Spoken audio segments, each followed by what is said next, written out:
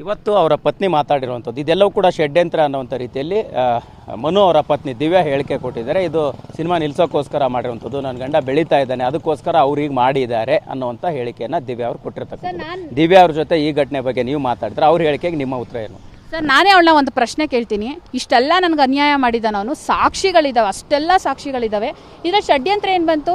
ಈಗ ನಮ್ಮ ಮನೆಗೆ ಅವ್ನು ಬಂದಿರೋದಕ್ಕೆ ಸಾಕ್ಷಿಗಳಿದ್ದಾವೆ, ಅವ್ನು ನಮ್ಮ ಮನೆಗೆ ಬಂದು ಕುಡಿಸಿರೋದಕ್ಕೆ ಮತ್ತು ಲೈಂಗಿಕ ದೌರ್ಜನ್ಯ ಮಾಡಿ ಖಾಸಗಿ ವಿಡಿಯೋ ಮಾಡೋದಕ್ಕೆ ರಿಸಲ್ಟ್ ಬರುತ್ತೆ. ಇದರ ಷಡ್ಯಂತ್ರ ಎಲ್ಲಿಂದ ಬರುತ್ತೆ ಸರ್? ಅವ್ನ ಲೈಂಗಿಕ ದೌರ್ಜನ್ಯ ಮಾಡಿರೋದಕ್ಕೆ, ಆ ಖಾಸಗಿ ವಿಡಿಯೋ ಮಾಡಿರೋದಕ್ಕೆಲ್ಲ ಬರುತ್ತಲ್ಲ ಇವಾಗ. ಮತ್ತು ಯಾಕೆ ಅದ್ರ ಬಗ್ಗೆ ಮಾತಾಡ್ತಾ ಇಲ್ಲ? ಹಳೇದೆಲ್ಲ ತಗೋಬೇಡಿ ನೀವು. ಯಾಕೆ ಅದ್ರ ಬಗ್ಗೆ ಮಾತಾಡ್ತಿಲ್ಲ? ಯಾವುದೇ ಗಂಡ ಈ ಥರ ದಾರಿ ತಪ್ಪು, ಅವಳಿಂದನೇ ಅರ್ಧ ಅವ್ನು ದಾರಿ ತಪ್ಪಿರೋದು. ನೀವು ಹೊರಗಡೆ ಏನು ಬೇಕಾದರೂ ಮಾಡ್ಕೊಳ್ಳಿ, ಮನೇಲಿ ನಮ್ಮನ್ನು ಚೆನ್ನಾಗಿ ನೋಡ್ಕೊಂಡ್ರೆ ಸಾಕು ಅಂತ ಈ ಥರ ಲೀನಿಯನ್ಸ್ ಕೊಟ್ಟರೆ ಎಂಥ ಗಂಡನಾದರೂ ಹಾಳಾಗ್ತಾನೆ. ಈಗ ಅವಳಿಂದನೇ ಅರ್ಧ ಅದು ವಿತ್ ರೆಕಾರ್ಡ್ ಇದೆ. ಅವಳು ಹೇಳಿರೋ ಹೇಳಿಕೆಗೆ ಒಂದು ರೆಕಾರ್ಡ್ ಇದೆ ಸರ್ ನಮ್ಮ ಹತ್ರ, ಅದನ್ನು ಕಳಿಸ್ಕೊಡ್ತೀವಿ. ಯಾವ ಗಂಡಗೆ ಆ ಥರ ಹೇಳಿದ್ರೆ ಎಂತ ಗಂಡ್ಸು ಮಾಡೋದು ಇನ್ನೊಬ್ಬರ ಮನೆ ಹಾಳು ಮಾಡೋ ಕೆಲಸನೇ. ಅವ್ರಿಗೇನಾಗಿಲ್ಲ, ಇವತ್ತು ಮನೇಲಿ ಬೆಚ್ಚಗಿದ್ದಾರೆ. ಇವತ್ತು ನನ್ನ ಜೀವನ ಹಾಳಾಗಿರೋದು, ಅದಕ್ಕೆ ನಾನು ಬಂದು ಬೀದಿಲಿ ನಿಂತಿದ್ದೀನಿ ಇಷ್ಟೇ.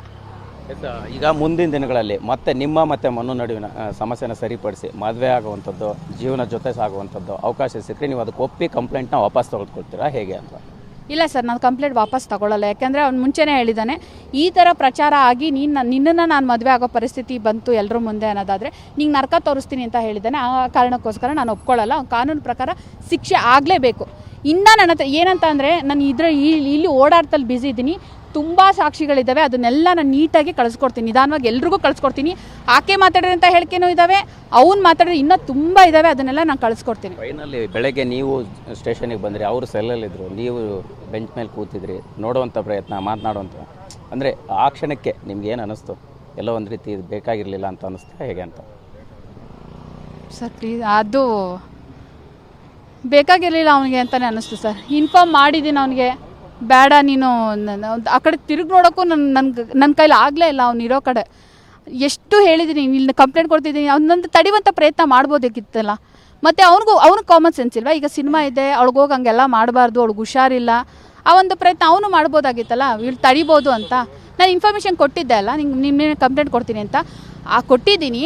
ಬೇರೆ ವ್ಯಕ್ತಿ ಜೊತೆ ನೋಡು ಈ ಥರ ಅವಳು ಕಂಪ್ಲೇಂಟ್ ಕೊಡ್ತಾನೆ ಸಂಡೇ, ಅದನ್ನು ಡೀಟೇಲ್ಸ್ ಕೊಡ್ತೀನಿ. ಒಂದು ಹುಡುಗನ ಜೊತೆ ಅವನು ನೋಡು ನಾನು ಎಲ್ಲರನ್ನೂ ಅರೇಂಜ್ ಮಾಡ್ತಿದ್ದೀನಿ ಅಂತ ಹೊಸ ನಂಬರ್ ತೊಗೊಂಡು ಎಲ್ಲರೂ ನೀನು ಬಂದು ಅವಳ ಬಗ್ಗೆ ನೆಗೆಟಿವ್ ಆಗಿ ಹೇಳಬೇಕು ಅಂತ ಆ ಹುಡುಗನ ಹತ್ರ ಮೈಂಡ್ ವಾಶ್ ಮಾಡಿರೋದು. ಆ ಹುಡುಗ ರೆಕಾರ್ಡ್ ಕಳಿಸಿದ್ದಾನೆ, ಅದನ್ನು ಕಳಿಸ್ತೀನಿ. ಮತ್ತು ಆ ಹುಡುಗನ ಜೊತೆನೂ ಬೇಕಾದ್ರೆ ಮಾತಾಡ್ಸು ಅಂದರೆ ನಾನು ಮಾತಾಡ್ಸ್ತೀನಿ. ಫೋನ್ ಮಾಡಿ ಏನೇ 5 ದಿನದಿಂದ ಫಾಲೋ ಮಾಡ್ತಿದ್ದಾನೆ ಎಲ್ಲರೂ. ಆ ಹುಡುಗ ನಾನು ಹೇಳ್ತೀನಿ ಸರ್, ಆ ಹುಡುಗನ ಹತ್ರನೇ ಮಾತಾಡ್ಸೋ ಪ್ರಯತ್ನ ಮಾಡ್ತೀನಿ ನಿಮ್ಗಳ ಹತ್ರ. ಸರ್ ಅವ್ನು ಸ್ವಲ್ಪ ನಮ್ಗಳ ಜೊತೆ ಒಂದು ಸ್ವಲ್ಪ ಹೇಟರ್ಸ್ ಥರ ಅವನು, ಆ ಒಂದು ಕಾರಣಕ್ಕೆ ರೆಡಿ ಮಾಡಿ ಇಟ್ಟಿದ್ದ ನಮ್ಮ ವಿರುದ್ಧವಾಗಿ. ಬಟ್ ಅವ್ನಿಗೇನಂತ ಅಂದರೆ ಈ ಥರ ಅನ್ಯಾಯ ಮನುವಿಂದ ಸಾಧ್ಯ ಅಂತ ಅವನಿಗೂ ಗೊತ್ತಾಗಿ ನನಗೆ ಕಾಲ್ ಮಾಡಿ ಈ ಥರ ಮಾಡಿದ್ದ ಅಂತ ಹೇಳ್ತಾರೆ. ಫೈನಲಿ ಮೇಡಮ್, ಒಬ್ರು ಲೇಡಿ ಡಾನ್ ಇದ್ದಾರೆ ಅನ್ನೋಂಥ ಮಾತನ್ನ ಹೇಳ್ತಾನೆ ಇದ್ದಾರೆ ಅವನು. ಸೊ ಆ ಇಬ್ರು ಹೀರೋ ಲೇಡಿ ಡಾನ್ ಯಾರು ಅನ್ನುವಂಥದ್ದು ಸರ್ ನಾನೇ ಕಾಯ್ತಿದ್ದೀನಿ ಸರ್, ಯಾರು ಅಂತ. ಪೊಲೀಸವ್ರನ್ನ ಕೇಳಿದೆ ಏನಾದರೂ ಹೇಳೋದನ್ನ ಅಂತ, ಅವರು ಏನು ಬಾಯ್ ಬಿಡಲಿಲ್ಲ ಸರ್. ನಾನು ಕಾಯ್ತಿದ್ದೀನಿ ಯಾರು ಅಂತ ಅಂದ್ಬಿಟ್ಟು. ಥ್ಯಾಂಕ್ ಯು ಸರಿ. ಎಸ್, ಇದಿಷ್ಟು ನಟಿ ಸಂತ್ರಸ್ತೆ ಅವರ ಮಾತಾಗಿರ್ತಕ್ಕಂಥದ್ದು. ಯಾವುದೇ ಕಾರಣಕ್ಕೂ ನಾನು ಕೇಸ್ನ ವಾಪಸ್ ತೆಗೆದುಕೊಳ್ಳಲ್ಲ, ಸೊ ಎಲ್ಲ ಸಾಕ್ಷ್ಯಾಧಾರಗಳನ್ನು ಕೊಡ್ತೀನಿ ಅನ್ನೋಂಥ ಮಾತುಗಳನ್ನು ಹೇಳಿರ್ತಕ್ಕಂಥದ್ದು. ಕ್ಯಾಮ್ರಾ ಪರ್ಸನ್ ಜಗನ್ ಜೊತೆ ಮಾಲ್ತೇಶ್ ಚೆಗ್ಗಿನ್, TV9 ಬೆಂಗಳೂರು.